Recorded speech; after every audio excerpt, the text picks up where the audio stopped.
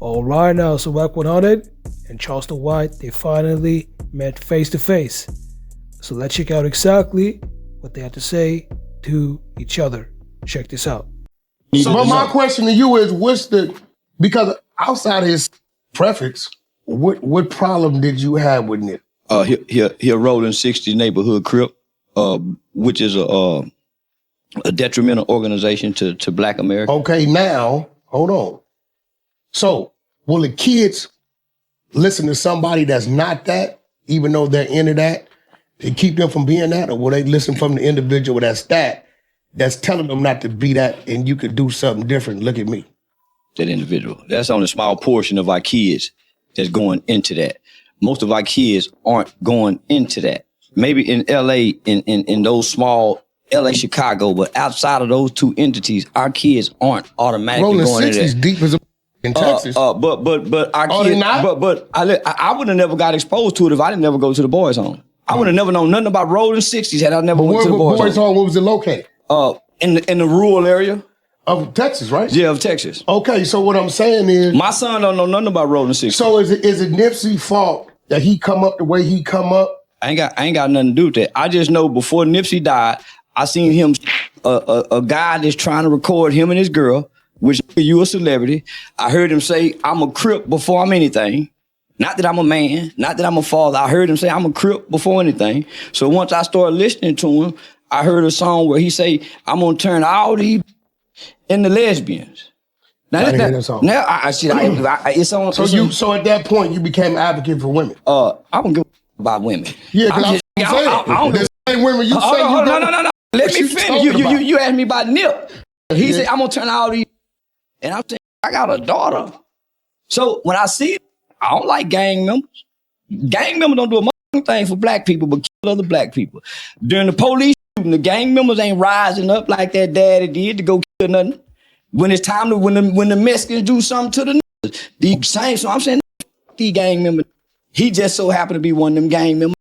So when I go to his funeral, I find out, why are people in my city celebrating? I ain't never heard his songs or nothing. Don't know nothing about this. I'll stop right there. I was one to say, and Biggie Small said it, you nobody till somebody kills you. Because Nip dropped his album 2019, right? Yeah. No, 2018. Yeah. He died 2019, right? So that first year, album did 50, 60,000 copies, okay? Even when he got, it still took another year after the death for it to reach platinum.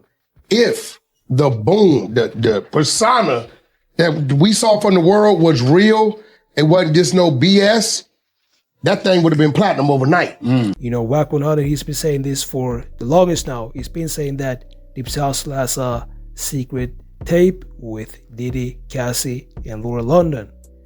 And what I can say about Wack is, I mean, he said the same thing about Kanye West.